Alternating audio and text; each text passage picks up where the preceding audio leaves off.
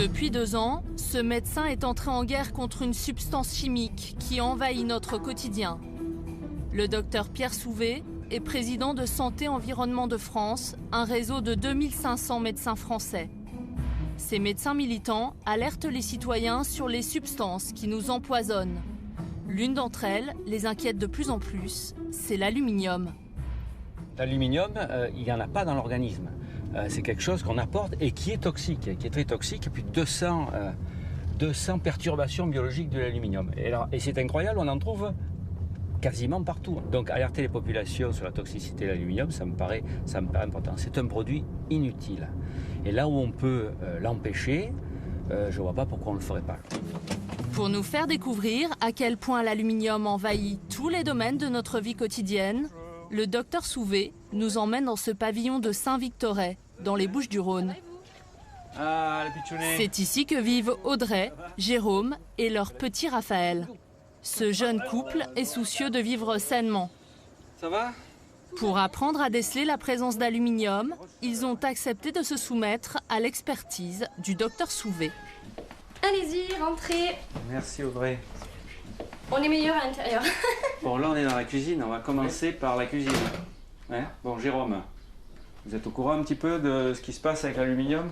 Vous savez qu'on peut en trouver là. Qu'est-ce que je vois là? Une tarte avec un papier alu. Alors normalement, là, ça ne risque rien. Par contre, quand on met le papier au contact d'aliments acides, les fameuses les papillotes, les comités du citron, à ce moment-là, les aliments acides de la forte chaleur peuvent faire transvaser du produit qui contient l'aluminium vers l'aliment. Bon Audrey, je peux regarder dans votre placard? Bien sûr. Allez. Oui. Alors, du pain de mie. Donc, tous les produits industriels, pain, viennoiserie, souvent contiennent donc de l'aluminium qui sert de levant, permet au pain de mieux lever. Tiens, du pain industriel. Pareil. Vous avez des biscuits un petit peu? Oui, tiens. Un joli 4/4. Très très bien, ben, dites-moi. Hein. Voilà. Ah, il y en a vraiment, c'est caché partout. Hein. Donc en fait, plus on achète industriel et moins c'est de toute bon. façon. Donc en fait, dans votre armoire, il y a beaucoup de choses qui contiennent de l'aluminium. D'accord, et on ne le savait pas. Et on ne le sait pas forcément en effet. Voilà, je vous laisse ranger après. Merci. Parce que je n'arriverai pas à ranger correctement. Voilà, parce que c'est pas fini. D'accord. Le cauchemar continue. Non, j'exagère. Direction la salle de bain, où l'aluminium se cache aussi dans les produits les plus courants. Bon, Audrey, c'est votre petit monde, alors ça. C'est ça. Hein, c'est votre petit Notre monde. petite Alors, salle de bain. on va regarder où est-ce qu'il peut y avoir de l'aluminium. Ah ben tiens, dans les dentifrices, il y a certains dentifrices qui en contiennent. C'est un élément intéressant. Ça, qu'est-ce que c'est? Coloration pour les cheveux. Bien sûr, dans les après-shampoings et dans les teintures capillaires, certains peuvent aussi contenir de l'aluminium. Donc là, on se retrouve avec des problèmes d'absorption cutanée très importants. Dans la trousse, permettez? Oui. Alors, ça c'est le... Comment on appelle ça? Fard à paupières. Le fard à paupières. Là aussi, il peut y avoir de l'aluminium. Le vernis à ongles, il peut, là aussi, y avoir de l'aluminium. Alors les crèmes. Les crèmes, certaines aussi en contiennent. Hein, puisque c'est en fait anti-agglomérant, donc ça permet d'éviter que... Ça permet une certaine fluidité de la crème. Ah, d'accord. Donc dans certaines crèmes, notamment après soleil. Et d'ailleurs, là, qu'est-ce que je repère? Du lait... Tiens, voilà. Alors, soins solaires pour enfants. C'est pour Raphaël. Pour enfants. Et qu'est-ce que je lis? Après, Aqua, vous savez qu'Aqua CO, c'est toujours en premier. Alumina. Donc, il y a de l'aluminium pour votre crème pour enfants. Dire qu'on en a mis tout l'été à notre petit Raphaël. Eh oui, donc je crois qu'il faut bien regarder les étiquettes, ça peut être... Depuis quelques années, des scientifiques s'inquiètent. L'aluminium est neurotoxique. Il multiplierait par 2 les risques d'Alzheimer. Et nous en consommons de trop grandes quantités à notre insu. D'où vient cet aluminium qui envahit notre vie quotidienne? Direction Gardanne, près d'Aix-en-Provence. Rio Tinto Alcan est le leader mondial de l'aluminium, un métal qui provient de la bauxite, ce minerai rouge importé d'Afrique.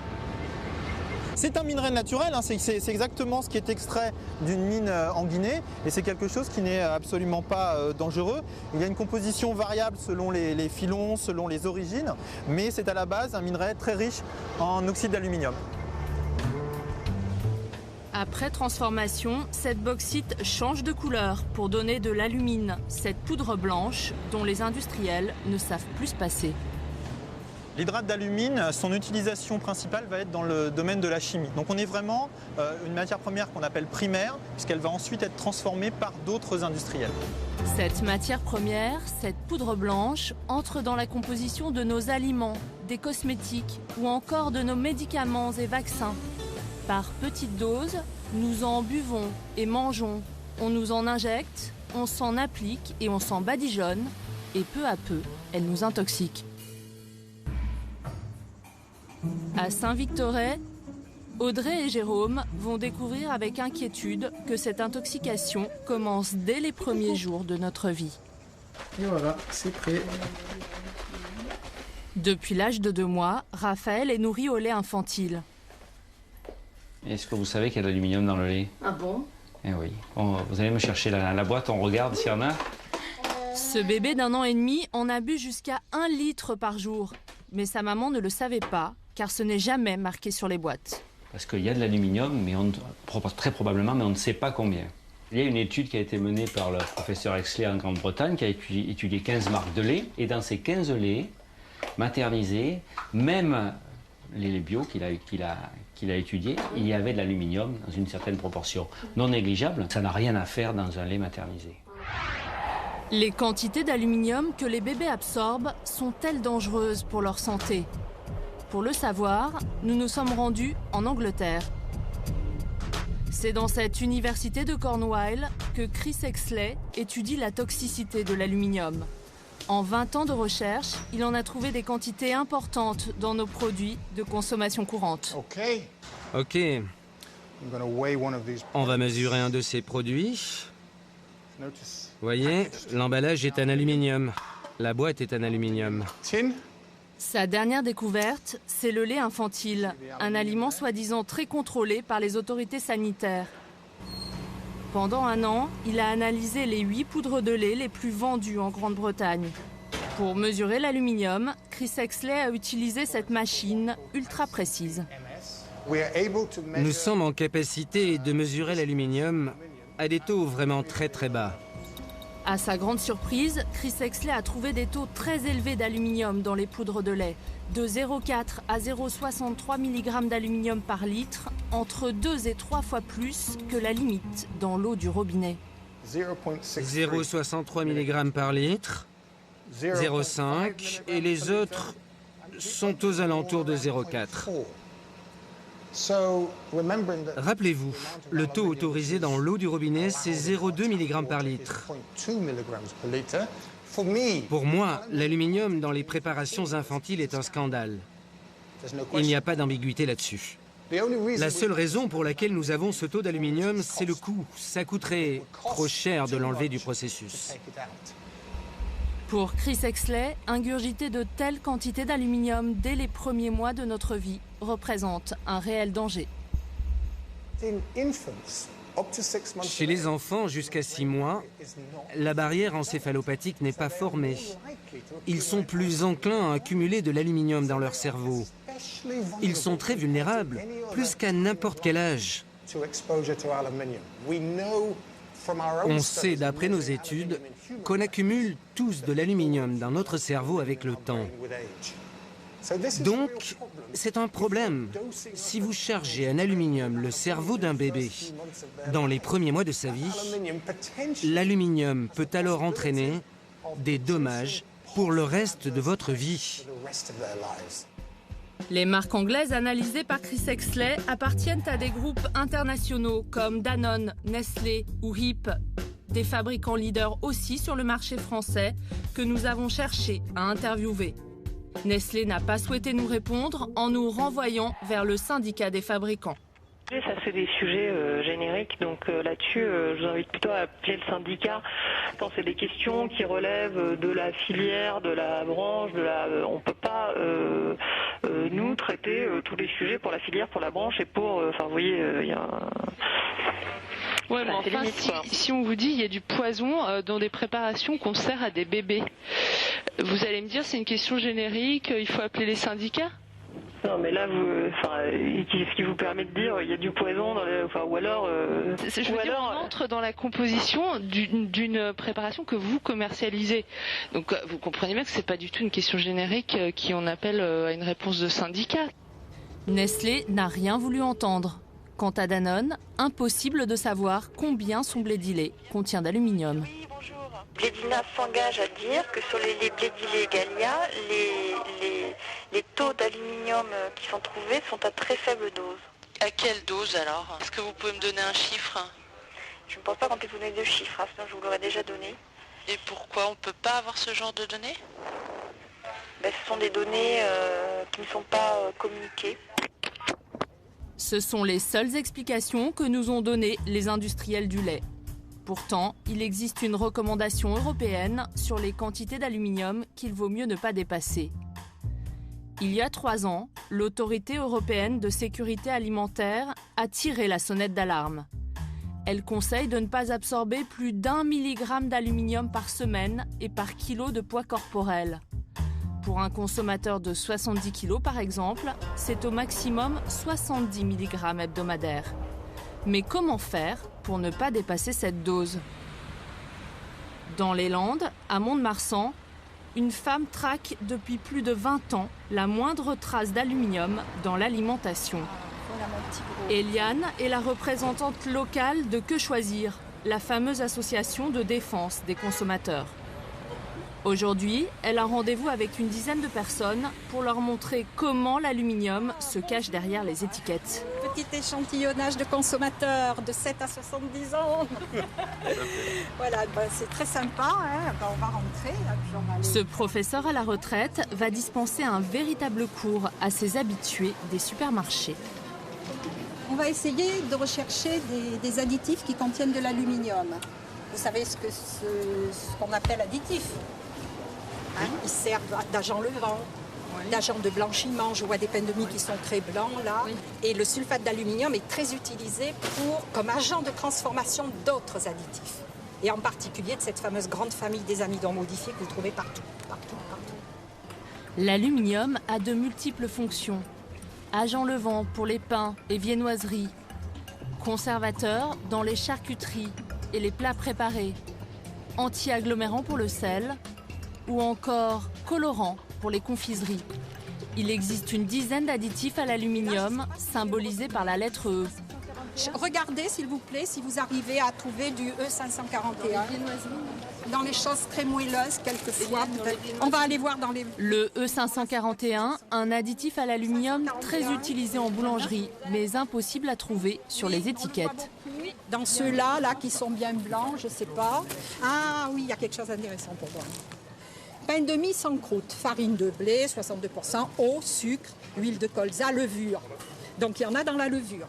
Vous voyez, c'est pas marqué, c'est marqué levure, mais la levure, voilà, il y a... Il faut savoir. Arômes, ces fameux arômes maintenant que vous avez partout, c'est pareil, hein, ils sont traités, ils sont extraits chimiquement, donc il peut rester des résidus de produits chimiques.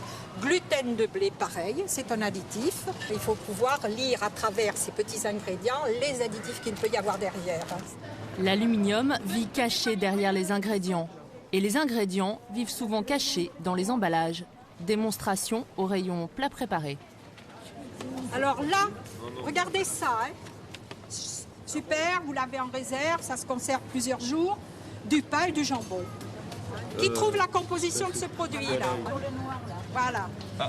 Qui arrive à le lire, même avec ses lunettes? La conseil de préparation. Est-ce que vous arrivez? Non, sans loupe. Attends, il faut 3 jours pour faire les courses, si on vous regardez là. On est 4 ans, on a mis toutes les peines du monde, on a cloué. Ça ne devrait pas être permis, ça. Dans nos aliments, l'aluminium est incontournable, mais il est impossible d'additionner les doses que nous absorbons. Nous avons acheté les produits les plus chargés en aluminium qu'Eliane nous a signalés.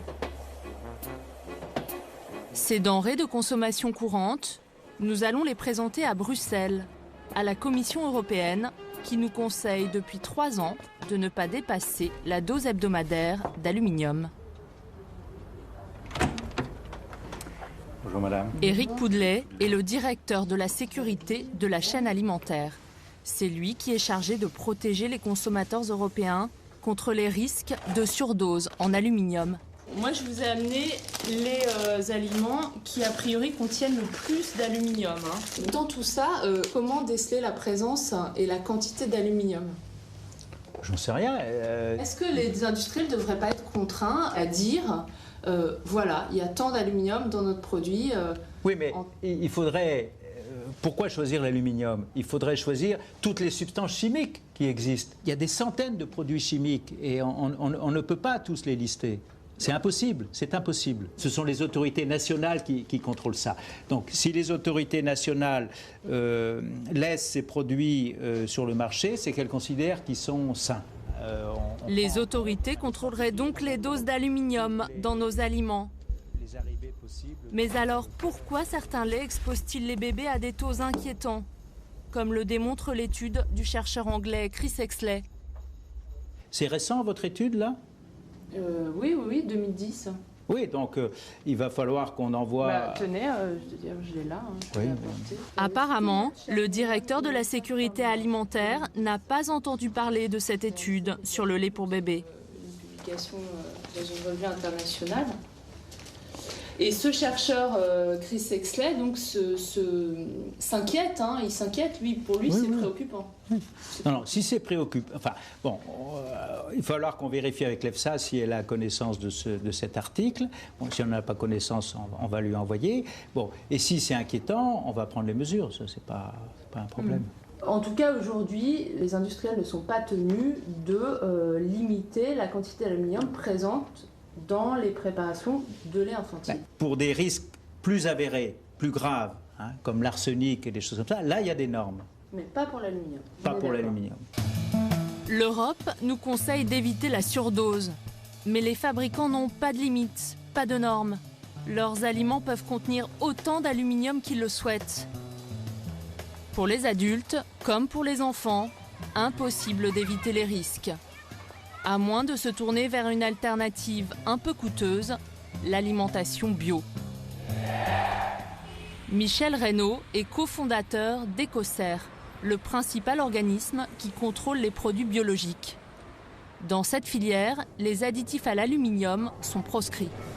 On en trouve nulle part, c'est interdit, c'est-à-dire que dans la liste des additifs autorisés, l'aluminium est interdit. Et pour la bonne et simple raison que les principes de l'agriculture biologique sont pour garder le caractère le plus naturel possible, le moins transformé pour les produits. À quoi ressemble une nourriture sans aluminium? Première comparaison entre une brioche bio et cette brioche industrielle. Dans la brioche conventionnelle, on a des colorants. La deuxième chose, c'est on va retrouver des antioxydants et aussi l'utilisation d'arômes et de protéines de lait qu'on ne retrouve pas, par exemple, dans la brioche bio. On a ici des arômes, mais qui sont des arômes naturels et qui, plus est, proviennent de l'agriculture biologique. Sans antioxydants, les gâteaux bio se conservent moins longtemps. Et sans colorant, le pain de mie n'a plus la même blancheur que ce pain industriel. On voit déjà les différences de couleurs. Les additifs là aussi peuvent être utilisés, notamment dans le cas du conventionnel pour un blanchiment. Donc d'avoir un pain blanc, et on voit très bien la différence entre les deux.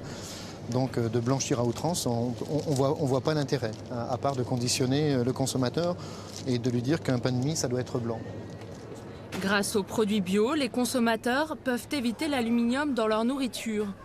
Mais ils ne peuvent échapper à des doses inoculées tout au long de leur vie, à l'occasion de vaccinations, parfois obligatoires. À Saint-Victoret, les parents du petit Raphaël vont bientôt le faire vacciner contre la méningite. Le carnet de santé est où? Alors, on regarde. On va regarder notre carnet. Raphaël a 16 mois, c'est l'âge où les enfants ont reçu toute leur première vaccination. Ok. Ce qui me frappe, moi, c'est que quasiment tous les vaccins ont des adjuvants à l'aluminium. Donc Audrey, on va faire le calcul de tout l'aluminium qui a été injecté le plus souvent donc, en intramusculaire profonde, qui donc va rentrer encore plus profondément l'aluminium depuis la naissance de votre fils. Donc là, j'ai la liste, bien sûr, j'ai ma petite calculette. Donc le premier, le plus classique, diphtérie, coqueluche, polio, hépatite, hémophilus, 820, parce que c'est mentionné sur les boîtes, 820 microgrammes. Le rappel à 4 Sur mois, les 10 vaccins administrés à Raphaël, un seul ne contient pas d'aluminium, cet adjuvant miracle qui permet au laboratoire de mettre moins de principes actifs. Ensuite, nous passons à celui de la rougeole. Lui n'en contient pas. Donc on arrive donc à 16 mois à une injection donc en intramusculaire profonde de 4 mg neuf, donc presque 5 mg d'aluminium, qui est introduit dans l'organisme de votre fils. Et il en faudrait 0. Il en faudrait 0, ça n'apporte rien à l'organisme, sinon que des ennuis. Ces ennuis sont parfois dramatiques. Chez certaines personnes, les vaccins déclenchent une maladie grave, la myofasciite à macrophages. Ces malades viennent de toute la France pour consulter à l'hôpital de Créteil, en région parisienne. Yann Chevalier a contracté la myofasciite à macrophages il y a 8 ans. Depuis, elle empoisonne son existence. Elle s'est déclarée 1 an après sa vaccination pour des raisons professionnelles contre l'hépatite B. J'ai été vacciné un 19 mai. Le 19 mai l'année d'après, je ne pouvais plus me lever. J'avais trop mal partout. J'étais parti le lundi matin, ça m'arrivait le week-end. Le lundi matin, j'étais parti pour aller travailler. J'ai dû faire demi-tour parce que je ne pouvais plus conduire. Je n'arrivais plus à tourner mon volant. Ça devenait dangereux. J'ai fait demi-tour et je suis rentré pour dire à mon épouse, je ne peux plus conduire, j'arrive pas. Reconnu invalide, Yann, 40 ans, est aujourd'hui dans l'incapacité de travailler. 2 fois par an, il vient consulter à Créteil, toujours accompagné de sa femme, car se déplacer seul lui est devenu impossible. Bonjour. Bonjour. Bonjour, ça va? Ça va. Allons-y. Jérôme Autier est le spécialiste français de la myofasciite à macrophages. Il a diagnostiqué la maladie de Yann il y a 6 ans, alors qu'aucun médecin ne comprenait ce qui lui arrivait. Alors, comment ça va? Précisément. Précisément. Oui. Toujours une douleur, toujours. Oui. La fatigue. La fatigue qui est toujours là. Sur les douleurs, elles sont de quel type? Dites-nous un peu comment c'est. Dans les muscles, les douleurs qui arrivent et qui font presque comme une crampe. Vous oubliez les choses? Presque tous les jours. Presque tous les jours. Et de quelle nature? Des choses bénignes. Comme ça m'est arrivé d'oublier d'aller chercher mon fils à l'école. Là, c'est un peu grave, mais... Et vous est arrivé d'avoir des difficultés, par exemple, pour vous orienter, en voiture M'orienter, pas forcément. Ça m'arrive de partir en voiture et puis savoir où je vais. D'accord. Tous vos patients souffrent des mêmes problèmes? Peu ou prou, oui. C'est une atteinte qui est finalement assez stéréotypée, avec des troubles qui sont ceux qui ont été racontés devant vous et qui sont chroniques, qui sont permanents, persistants et qui finissent par impacter de manière très très importante la vie quotidienne. C'est très handicapant au quotidien? Ouais. Très handicapant. Et pour le conjoint, très difficile à accepter.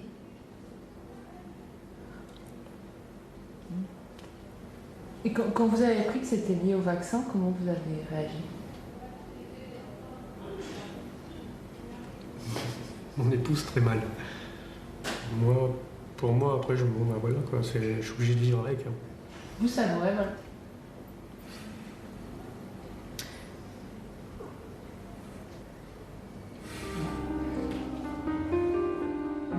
Difficile d'accepter cette maladie impossible à soigner et dont les chances de rémission sont infimes. À ce jour, seule une poignée de patients a fini par en guérir de manière inexpliquée.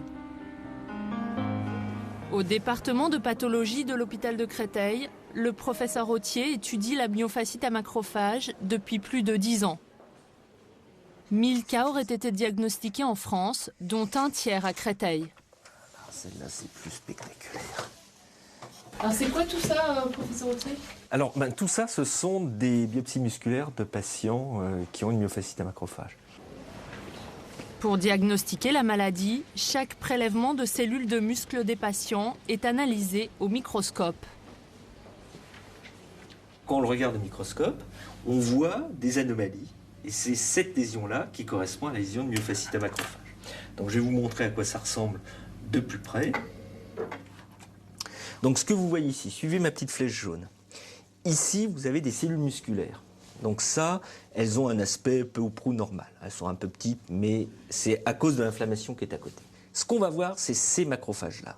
Et ils ont un contenu qui est granuleux, et ces granules, ils contiennent l'hydroxyde d'aluminium. Et l'hydroxyde d'aluminium, c'est ce qui est apporté par les vaccins dans le muscle. D'accord ? Donc c'est très exactement ces cellules-là qui témoignent de la persistance dans le muscle de l'hydroxyde d'aluminium après injection d'un vaccin. Cette lésion-là, elle existe chez tout le monde dans les semaines ou les mois qui suivent une vaccination.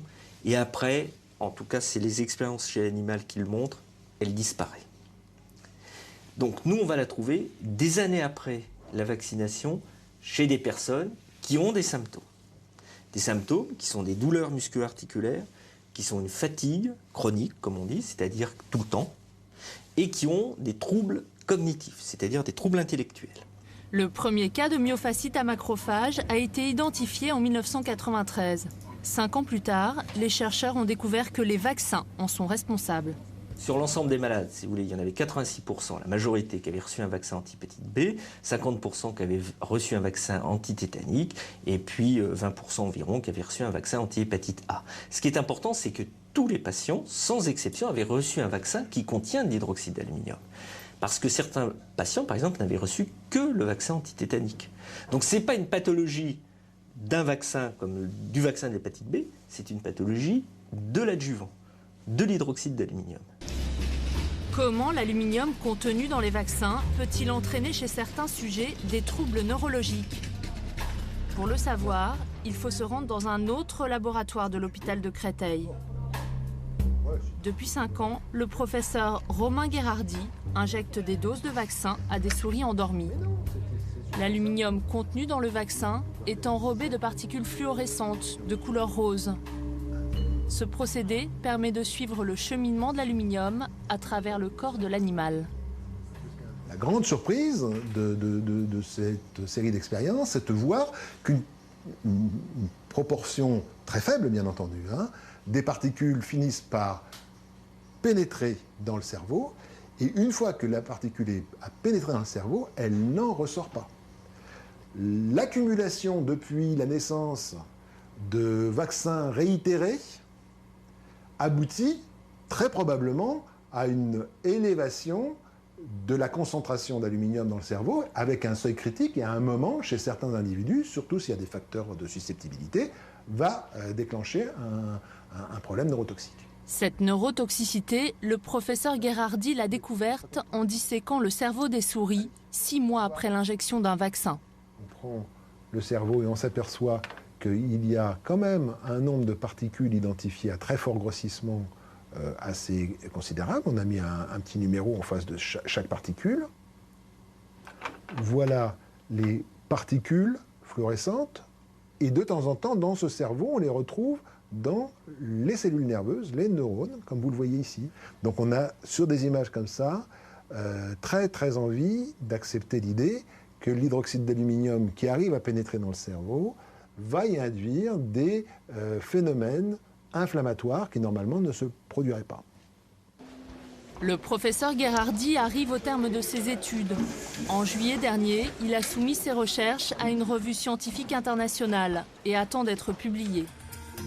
Un peu partout dans le monde, d'autres chercheurs s'alarment de la toxicité de l'aluminium vaccinal et les publications inquiétantes se multiplient.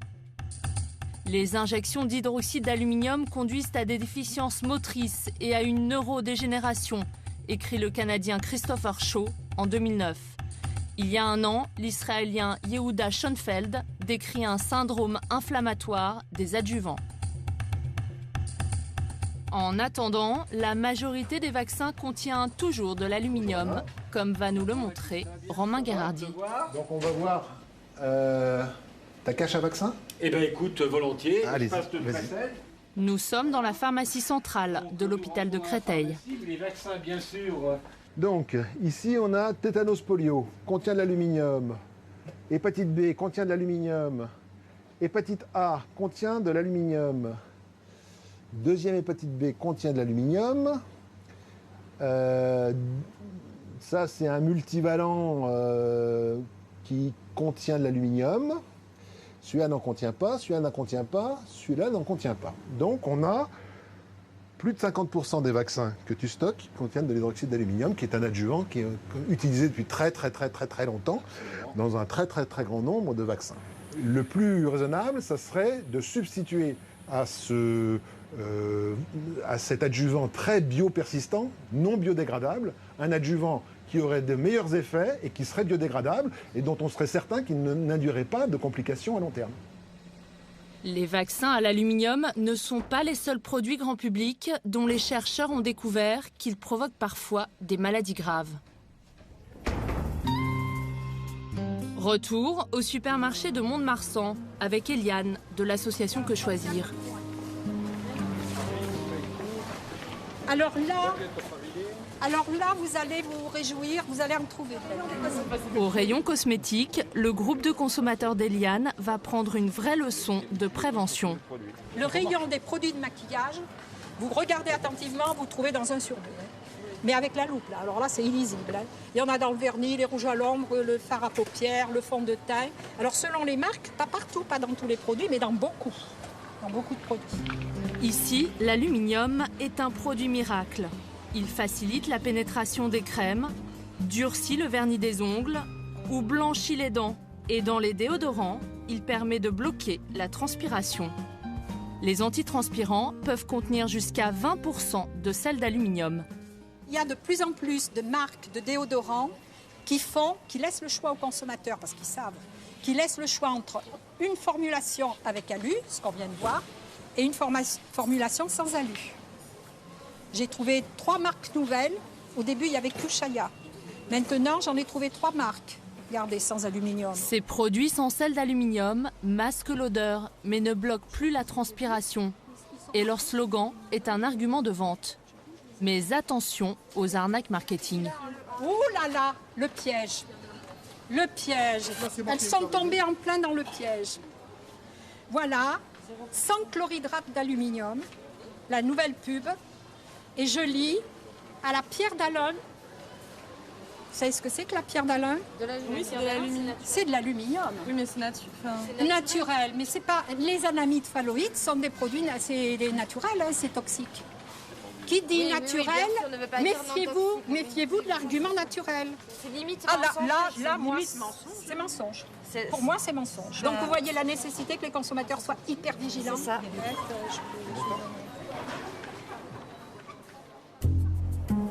L'aluminium des antitranspirants serait beaucoup plus dangereux que celui que nous mangeons. C'est ce qu'a découvert une équipe de chercheurs à Poitiers. Dans cet hôpital universitaire, le docteur Guillard et le professeur Pinault travaillent depuis 8 ans sur le passage de l'aluminium à travers la peau. Donc là, nous pouvons rentrer. Nous arrivons dans une salle pressurisée où l'air est filtré.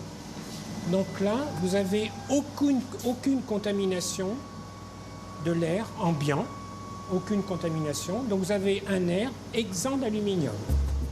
C'est dans ce laboratoire qu'ils ont fait leur première découverte inquiétante en analysant ces échantillons de sang et d'urine de malades. Et c'est ici qu'en 2004, vous avez découvert un cas exceptionnel. Un cas exceptionnel où tout a basculé sur le passage transcutané de l'aluminium. Tout a basculé en 2004. Tout a été remis en question. Cette année-là, une patiente lui décrit des symptômes de fatigue et de douleurs intenses. Mais aucun médecin n'arrive à comprendre. À ce moment-là, nous avons dosé ici, dans cette salle blanche, l'aluminium. Et lorsqu'on m'a dit le taux, Annie Marot est venue me voir, la technicienne, et m'a dit, regarde, elle a 105 microgrammes litre. Ce sont des taux énormes. Par rapport aux témoins, par exemple, c'est 2 ou 3 microgrammes litre. Donc, on s'est un petit peu affolé quand même. Pendant 1 an, l'équipe d'Olivier Guillard mène l'enquête. Elle finit par trouver la cause de cette intoxication à l'aluminium chez leur patiente. Donc ici, de janvier 1999 à janvier 2003, ça veut dire que pendant 4 ans, elle s'est mise cette crème d'antitranspirant à base d'aluminium. Et croyez-moi, d'après ce qu'elle me disait, elle en mettait matin et soir sur une peau rasée. À ce moment-là, voyant le taux d'aluminium dans le sang, je lui ai dit d'arrêter, ici on voit bien antiperspirant stop, d'arrêter les antiperspirants, et à ce moment-là, le taux, c'est très significatif, est revenu seulement au bout de 8 mois, le taux normal d'aluminium. Pour les deux scientifiques, c'est une révélation. L'aluminium contenu dans les antitranspirants passerait la barrière de la peau et intoxiquerait ses utilisateurs. Pendant 1 an, ils vont tester une dizaine d'antitranspirants sur des échantillons de peau humaine déposés à la surface de cette petite fiole. On va déposer à la surface de la peau le produit que l'on veut tester.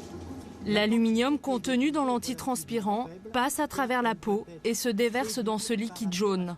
Selon la peau des personnes, ce liquide va contenir plus ou moins d'aluminium. L'aluminium contenu dans les antitranspirants appliqué sur peau saine est retenu en très faible quantité au niveau de la couche cornée. Par contre, sur peau lésée, ce qui est fréquent sur la personne qui va se raser régulièrement, la quantité qui pénètre est multipliée par 6, ce qui devient important et peut entraîner des pathologies telles que le cas clinique que nous avons observé sur Poitiers. Les chercheurs de Poitiers ne sont pas les seuls à s'inquiéter des effets toxiques des antitranspirants. En Angleterre, Philippe Adarbre mène depuis 2003 des recherches sur les cosmétiques et le cancer du sein. Ses conclusions sont terribles. Nous suggérons que les cosmétiques peuvent être une cause de cancer du sein à cause des substances chimiques qu'ils contiennent et qui sont appliquées directement dans la zone adjacente au sein. Le cancer du sein survient fréquemment dans le cadran supérieur externe du sein, cette zone où sont appliqués les cosmétiques. Après la publication de ces recherches, les industriels des cosmétiques ont réagi et ont créé de nouveaux produits pour donner le choix aux consommateurs.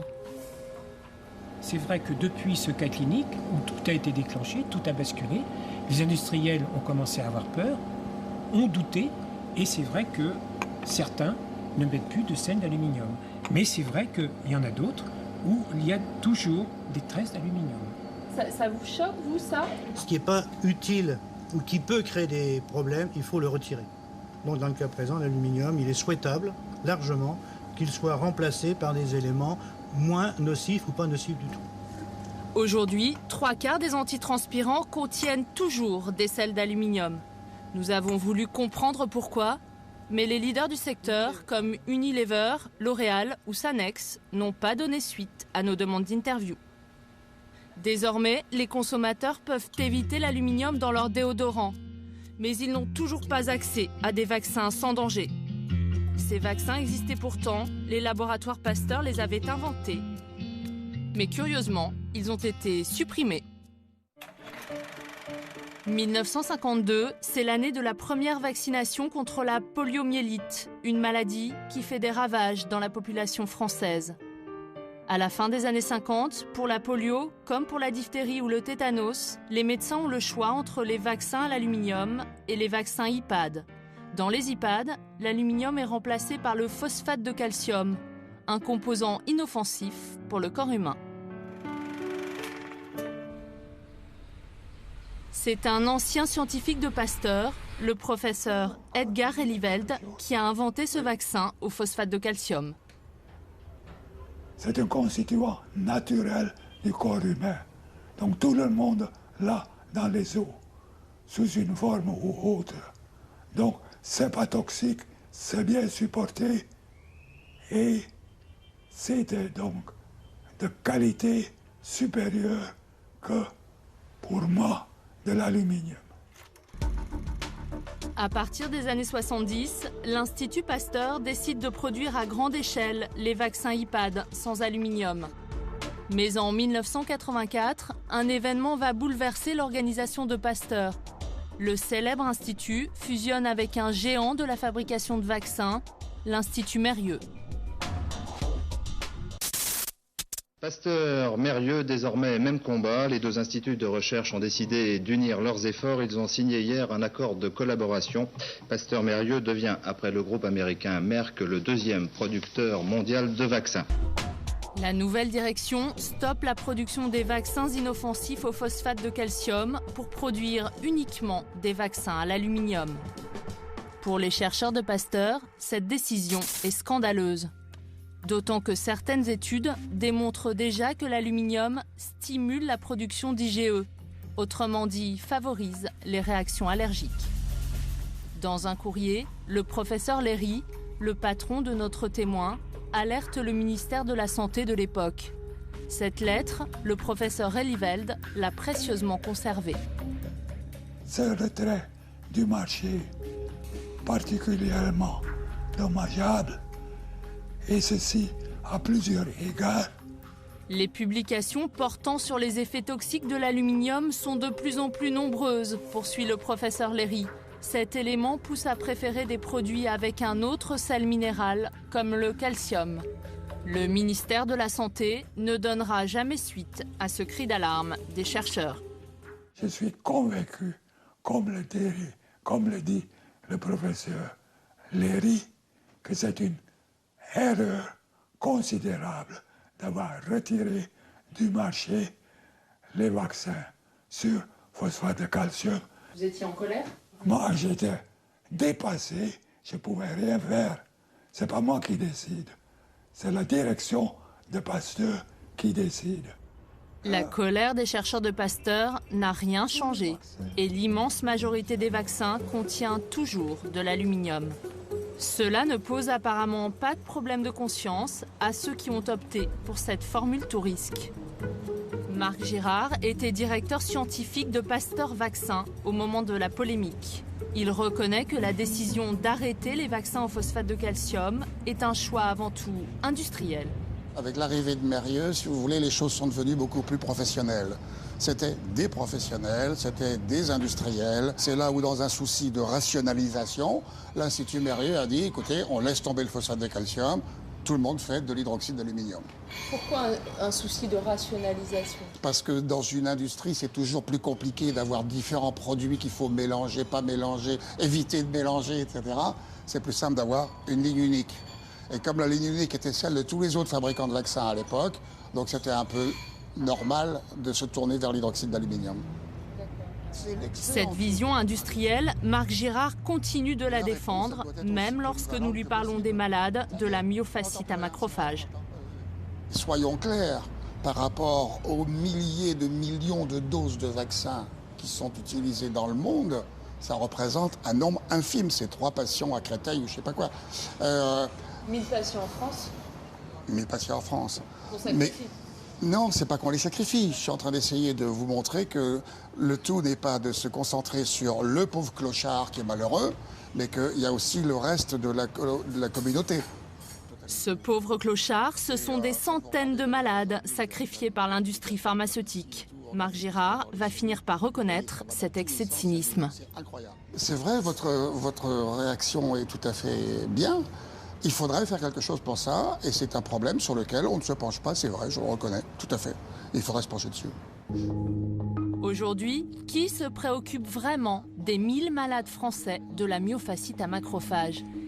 Il existe une autorité chargée de veiller sur notre sécurité sanitaire, l'AFSAPS, l'agence française qui contrôle la sécurité de nos médicaments. Nous avons souhaité connaître sa position sur ce drame. Pour Jean-Hugues Trouvin, le conseiller scientifique du président, la myofasciite à macrophages ne concernerait que 500 malades. Encore une quantité négligeable. Nous avons moins de 500 cas qui nous ont été, en tout cas, notifiés et qui sont répertoriés. Alors admettons 500 cas, est-ce que c'est pas suffisant pour vous alerter ? Les 500 cas, encore une fois, sont aujourd'hui analysés, nous alertent, ça c'est tout à fait évident, puisque nous continuons à travailler, nous cherchons à mettre en évidence une relation possible entre le vaccin et la pathologie qui nous est déclarée. Nous avons, depuis 20 ans, 30 ans que ces vaccins existent, un excellent, ce que l'on appelle, profil de sécurité au regard de ces vaccins. Pour l'instant, l'Agence de sécurité sanitaire ne souhaite pas remettre en cause les vaccins à l'aluminium. En attendant, des familles souffrent et vivent dans l'angoisse. Yann et Sabrina Chevalier ont une grande peur que leurs enfants attrapent la myofasciite à macrophages comme leur père. Je ne peux pas faire vacciner ma fille, elle a un rappel, je ne peux pas la faire vacciner. Parce qu'il n'y a pas de vaccin sans adjuvant. Enfin, notamment l'hydroxyde d'aluminium, donc c'est assez compliqué. Le professeur vous a dit que ça pouvait être génétique. Donc le fait de ne pas éliminer l'hydroxyde d'aluminium, le fait que ça se fixe sur les muscles, et voilà. Donc ça, oui. Apparemment, ça serait génétique. Donc, du fait, on les vaccine pas. Océane a 13 ans. Elle doit recevoir le rappel du DTP, un vaccin obligatoire pour vivre en collectivité. L'an passé, en 4e, elle a été convoquée à l'école parce que son carnet de vaccination n'était pas à jour. Je suis allée là-bas et on m'a dit qu'on m'a donné un papier comme quoi il fallait que je fasse tous mes vaccins, tous mes rappels, etc. Et ma mère, elle a écrit un mot comme quoi je pouvais pas parce que suite à la maladie de mon père, je pouvais pas parce que c'était peut-être génétique. Et non, il fallait faire le rappel. Donc, du coup, j'ai eu peur de ne plus pouvoir aller à l'école, quoi. Océane est dans l'impasse. Avec le vaccin, elle peut contracter la myofasciite à macrophages. Sans vaccin, elle risque d'attraper la diphtérie, le tétanos ou la polio. Il y a 3 ans, il existait encore une solution. Un DTP sans aluminium. Fabriqué par Sanofi Pasteur, il a été retiré du marché. Pourquoi le laboratoire a-t-il supprimé ce vaccin sans danger pour Océane et les hypersensibles à l'aluminium? Pour le savoir, direction Lyon, chez l'un des leaders mondiaux de l'industrie pharmaceutique. De manière incompréhensible, le directeur scientifique va affirmer que son laboratoire n'a jamais fabriqué des vaccins sans aluminium. Les vaccins classiques, ceux qu'on donne aux nourrissons, vous avez dû avoir enfants, diphtérie, tétanos, polio, coqueluche, etc. Depuis la nuit des temps, j'exagère un peu, mais depuis très longtemps, c'est grâce à l'aluminium qu'on a des vaccins efficaces. Je n'ai pas connaissance de vaccins DT polio, par exemple, sans aluminium dedans. Mais il y en avait un jusqu'en 2008, chez Sanofi. Il y a un vaccin qui était avec de l'aluminium, qui a été retiré en 2008, mais il contenait de l'aluminium aussi. Ah non, je vous assure. Je suis désolé, je peux pas. Le DTP Sanofi Pasteur MSD, il est avec aluminium aussi. Quelques jours plus tard, nous avons reçu ce mail. Le directeur scientifique de Sanofi s'est trompé. Après vérification, je vous confirme que le vaccin DT polio ne contient pas d'aluminium. Je vous prie de bien vouloir nous excuser pour l'erreur commise. Sanofi a bien fabriqué un DTP sans aluminium, mais nous ne saurons pas pourquoi il a été supprimé. Pour les personnes qui risquent de contracter la myofasciite, il existe une solution provisoire. Faire une prise de sang dans l'espoir d'être encore immunisé. C'est le cas d'Océane. Pour son rappel de DTP, elle a obtenu un sursis. On est obligé de faire un contrôle d'immunité pour savoir. Si le contrôle est bon, on n'a pas besoin de les vacciner pendant... Océane, elle aurait dû être revaccinée quand En 5e. En 5e, donc l'année dernière. Dans 2 ans, si jamais elle n'était plus immunisée, qu'est-ce qui se passerait? Quelle serait votre décision? De ne pas faire rappel. De toute façon, dans les 2 cas, c'est pareil. J'aurais quelque chose. Je trouve ça honteux de faire au moins un vaccin sans aluminium, quoi. C'est n'importe quoi, quoi. Ça va pas les tuer de faire ça, quoi. Dans 2 ans, si Océane n'est plus immunisée, elle sera condamnée à vivre dans un monde aseptisé pour ne pas attraper le tétanos, la diphtérie ou la polio. À moins que les autorités sanitaires ne se décident à lui offrir un vaccin inoffensif et peut-être un jour à bannir l'aluminium de notre pain quotidien. L'aluminium vit un véritable âge d'or. Le scandale, c'est que cet âge d'or s'est construit sans aucune forme de législation. En d'autres termes, même si nous connaissons la toxicité de l'aluminium, il n'existe aucune réglementation quant à son utilisation. Et c'est ça le scandale. Si on accumule toujours plus de sources, toujours plus de vaccins, toujours plus d'aluminium environnemental, eh bien, une situation où il n'y avait pas de problème quand l'exposition était faible va devenir un vrai problème dramatique de santé publique quand l'exposition va être très large. Je crois que sur les métaux, on a des histoires qui se répètent. Et donc, ce qui est arrivé pour le plomb, ce qui est arrivé pour le mercure, ce qui est arrivé pour l'amiante, arrivera pour l'aluminium aussi.